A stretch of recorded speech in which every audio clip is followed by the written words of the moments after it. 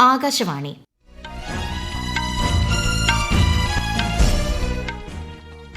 നമസ്കാരം. വാർത്തകൾ വായിക്കുന്നത് ബിന്ദു വിനോദ്.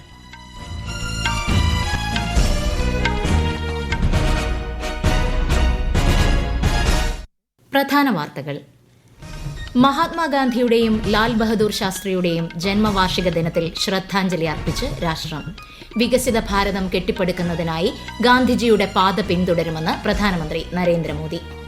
കര, വ്യോമ, നാവിക, അതിർത്തി രക്ഷാസേനകൾ രാജ്യത്തിന്റെ ശക്തിയുടെ നെടുംതൂണുകളെന്ന് രാജ്യരക്ഷാമന്ത്രി രാജ്നാഥ് സിംഗ്. പ്രകൃതി ദുരന്ത ആഘാത ലഘൂകരണത്തിനായി 9 സംസ്ഥാനങ്ങൾക്ക് 4645.6 കോടി രൂപ അനുവദിച്ച് കേന്ദ്ര സർക്കാർ. വയനാട് പുനർനിർമ്മാണത്തിന് കേരളത്തിന് ലഭിക്കുക 260.56 കോടി രൂപയുടെ അധിക സഹായം. ഇന്ന് വിജയദശമി. വിദ്യാരംഭ ചടങ്ങുകളിൽ ആദ്യാക്ഷരം കുറിച്ച് ആയിരക്കണക്കിന് കുരുന്നുകൾ. അമേരിക്കൻ സർക്കാർ വകുപ്പുകളിൽ അടച്ചുപൂട്ടൽ. അവശ്യ സർവീസുകൾക്ക് മാത്രം പ്രവർത്തനാനുമതി. ഇന്ത്യ വെസ്റ്റ് ഇൻഡീസ് ആദ്യ ടെസ്റ്റ് ക്രിക്കറ്റ് മത്സരം അഹമ്മദാബാദിൽ പുരോഗമിക്കുന്നു. വാർത്തകൾ വിശദമായി. രാഷ്ട്രപിതാവ് മഹാത്മാഗാന്ധിയുടെ 156ാം ജന്മവാർഷികത്തിൽ ശ്രദ്ധാഞ്ജലി അർപ്പിച്ച് രാജ്യം. രാജ്ഘട്ടിൽ സർവധർമ്മ പ്രാർത്ഥനാ സഭ നടന്നു.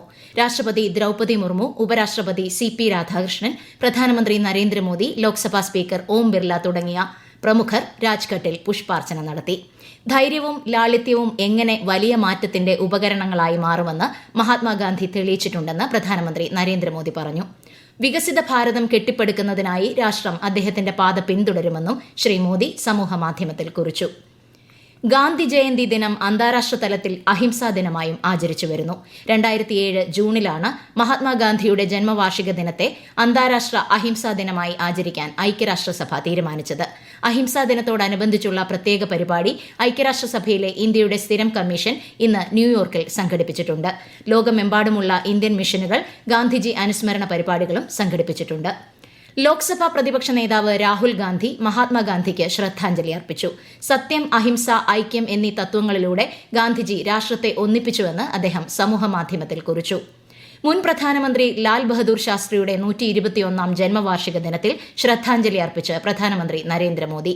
ലാൽ ബഹദൂർ ശാസ്ത്രി മികച്ച രാഷ്ട്രതന്ത്രജ്ഞനായിരുന്നുവെന്നും ജയ് ജവാൻ ജയ് കിസാൻ എന്ന അദ്ദേഹത്തിന്റെ ആഹ്വാനം ജനങ്ങൾക്കിടയിൽ ദേശസ്നേഹത്തിന്റെ ആവേശം ജ്വലിപ്പിച്ചതായും പ്രധാനമന്ത്രി സമൂഹമാധ്യമത്തിൽ കുറിച്ചു. മുൻ പ്രധാനമന്ത്രി ലാൽ ബഹദൂർ ശാസ്ത്രിക്ക് ശ്രദ്ധാഞ്ജലി അർപ്പിച്ച് ഉപരാഷ്ട്രപതി CP രാധാകൃഷ്ണൻ. ലാൽ ബഹദൂർ ശാസ്ത്രിയുടെ ജീവിതവും നേതൃത്വവും ലാളിത്യം, സത്യസന്ധത എന്നിവയ്ക്ക് ഉദാഹരണമാണെന്നും രാജ്യത്തിന്റെ നന്മയ്ക്കായി പ്രവർത്തിക്കാൻ അദ്ദേഹം തലമുറകളെ പ്രചോദിപ്പിച്ചതായും ഉപരാഷ്ട്രപതി സാമൂഹ്യമാധ്യമത്തിൽ കുറിച്ചു. പ്രകൃതി ദുരന്ത ആഘാത ലഘൂകരണത്തിനും പുനരുദ്ധാരണ പ്രവർത്തനങ്ങൾക്കുമായി കേരളമടക്കം 9 സംസ്ഥാനങ്ങൾക്ക് കേന്ദ്ര സർക്കാർ അധിക ധനസഹായം അനുവദിച്ചു. കേന്ദ്ര ആഭ്യന്തരമന്ത്രി അമിത്ഷായുടെ അധ്യക്ഷതയിലുള്ള ഉന്നതതല സമിതിയാണ് ദേശീയ ദുരന്ത ലഘൂകരണ ഫണ്ടിൽ നിന്ന് 4645.6 കോടി രൂപയുടെ ധനസഹായം അനുവദിച്ചത്. വയനാട് ഉരുൾപൊട്ടൽ ദുരന്തത്തെ തുടർന്നുള്ള പുനർനിർമ്മാണ പ്രവർത്തനങ്ങൾക്കായി കേരളത്തിന് 260.56 കോടി രൂപയുടെ അധിക സാമ്പത്തിക സഹായമാണ് ലഭിക്കുക. നഗരങ്ങളിലെ പ്രളയ അപകട സാധ്യത ലഘൂകരണ പദ്ധതിയുടെ 2ാം ഘട്ട നടത്തിപ്പിനായി തിരുവനന്തപുരം അടക്കം 11 നഗരങ്ങൾക്കും കേന്ദ്രം സാമ്പത്തിക സഹായം നൽകും. കര, വ്യോമ, നാവികസേനാ വിഭാഗങ്ങളും BSFും രാജ്യത്തിന്റെ ശക്തിയുടെ നെടുംതൂണുകളാണെന്ന് രാജ്യരക്ഷാമന്ത്രി രാജ്നാഥ് സിംഗ്. ഈ സേനാ വിഭാഗങ്ങൾ ഒരുമിച്ച് പ്രവർത്തിക്കുമ്പോൾ മാത്രമേ രാജ്യത്തിന് വെല്ലുവിളികളെ ഫലപ്രദമായി നേരിടാൻ കഴിയൂ എന്നും അദ്ദേഹം പറഞ്ഞു. വിജയദശമിയോടനുബന്ധിച്ച് കച്ചിലെ ലക്കിനള മിലിറ്ററി ഗാരിസണിൽ ആയുധപൂജയിലും സായുധ സേനയുടെ പരിശീലന പരിപാടിയിലും പങ്കെടുത്ത ശേഷം സംസാരിക്കുകയായിരുന്നു ശ്രീ രാജ്നാഥ് സിംഗ്. थल सेना, वायुसेना और नौसेना, ये तीनों ही सेवाएं और BSF हमारी यह शक्ति के स्तंभ हैं. जब ये सभी मिलकर कार्य करती हैं, तभी हम हर चुनौती का प्रभावी ढंग से सामना कर सकते हैं. और हमारी सरकार लगातार अपनी सेनाओं के ज्वाइंटनेस पर भी बल दे रही है. സർക്രീക്ക് പ്രദേശത്ത് പാകിസ്ഥാന്റെ ഭാഗത്തു നിന്നുള്ള പ്രകോപനങ്ങൾക്ക് ശക്തമായ പ്രതികരണം നേരിടേണ്ടി വരുമെന്നും ശ്രീ രാജ്നാഥ് സിംഗ് വ്യക്തമാക്കി. സമൂഹത്തെ സേവിക്കുകയും രാഷ്ട്രനിർമ്മാണത്തിന് സംഭാവന നൽകുകയും ചെയ്യുക എന്ന ദർശനത്തിലൂന്നിയാണ് RSS പ്രവർത്തിക്കുന്നതെന്ന് പ്രധാനമന്ത്രി നരേന്ദ്രമോദി. രാഷ്ട്രീയ സ്വയം സേവക സംഘത്തിന്റെ ശതാബ്ദിയെക്കുറിച്ചുള്ള ഒരു ലേഖനത്തിൽ തന്റെ ചിന്തകൾ പങ്കുവയ്ക്കുകയായിരുന്നു അദ്ദേഹം. അനേകം സ്വയം സേവകർ ഈ ദർശനം നിറവേറ്റുന്നതിനായി തങ്ങളുടെ ജീവിതം സമർപ്പിച്ചിട്ടുണ്ടെന്നും ശ്രീ മോദി പറഞ്ഞു. സ്വയം പര്യാപ്തത കൈവരിക്കുന്നതിലൂടെയും ആഗോള ഐക്യത്തെക്കുറിച്ച് ബോധവാന്മാരാകുന്നതിലൂടെയും ആശ്രയത്വം ഒഴിവാക്കാൻ സാധിക്കുമെന്ന് രാഷ്ട്രീയ സ്വയം സേവക സംഘം സർസംഘ് ചാലക് മോഹൻ ഭാഗവത്. നാഗ്പൂരിലെ രേഷിം ബാഗിൽ ഇന്ന് രാവിലെ RSSന്റെ ശതാബ്ദി ആഘോഷത്തിന്റെയും വിജയദശമി ഉത്സവത്തിന്റെയും ഭാഗമായി നടന്ന പരിപാടിയെ അഭിസംബോധന ചെയ്യുകയായിരുന്നു അദ്ദേഹം. രാജ്യങ്ങൾ തമ്മിലുള്ള ആശ്രയത്വം ഉറപ്പാക്കണമെന്നും അതിനായി അന്താരാഷ്ട്ര വ്യാപാര ബന്ധങ്ങൾ നിലനിർത്തേണ്ടത് പ്രധാനമാണെന്നും ശ്രീ മോഹൻ ഭാഗവത് അഭിപ്രായപ്പെട്ടു. പരിപാടിയിൽ മുൻ രാഷ്ട്രപതി രാംനാഥ് കോവിന്ദ് മുഖ്യ അതിഥിയായിരുന്നു. രാജ്യമെമ്പാടും ഇന്ന് വിജയദശമി ദസറ ആഘോഷിക്കുന്നു. നവരാത്രിയുടെയും ദുർഗാപൂജയുടെയും പരിസമാപ്തിയും ഈ ദിനം അടയാളപ്പെടുത്തുന്നു.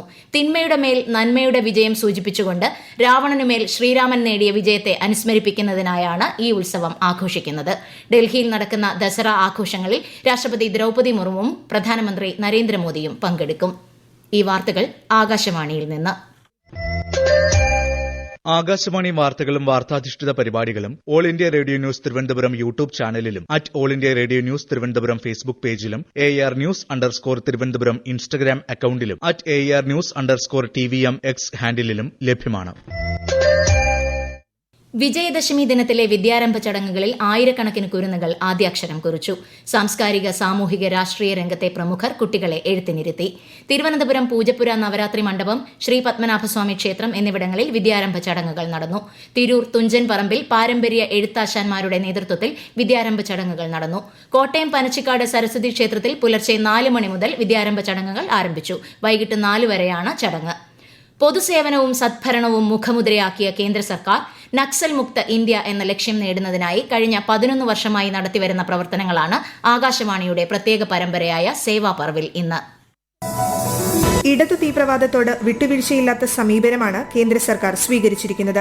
സർക്കാർ പദ്ധതികൾ 100% നടപ്പിലാക്കുന്നതിലൂടെ നക്സൽ ബാധിത പ്രദേശങ്ങളുടെ പൂർണ്ണ വികസനത്തിനുള്ള നടപടികൾ ഊർജിതമാക്കിയിട്ടുണ്ട്. ആ പ്രദേശങ്ങൾ ഇപ്പോൾ ഹരിത വികസനത്തിന്റെ ഇടനാഴികളായി മാറിയതായി സ്വാതന്ത്ര്യദിന പ്രസംഗത്തിൽ പ്രധാനമന്ത്രി നരേന്ദ്രമോദി പറഞ്ഞു.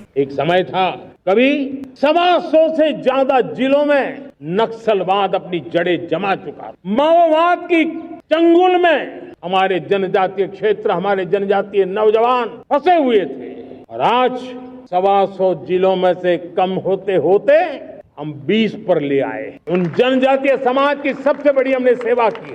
വിവിധ നടപടികളിലൂടെ കഴിഞ്ഞ 11 വർഷ കാലയളവിൽ നക്സൽ അക്രമ സംഭവങ്ങൾ 53% കുറയ്ക്കാനായി. അടുത്ത വർഷം മാർച്ച് 31 രാജ്യത്ത് നിന്ന് നക്സലിസം പൂർണ്ണമായും ഇല്ലാതാക്കുവാനാണ് കേന്ദ്ര സർക്കാർ ലക്ഷ്യമിടുന്നത്.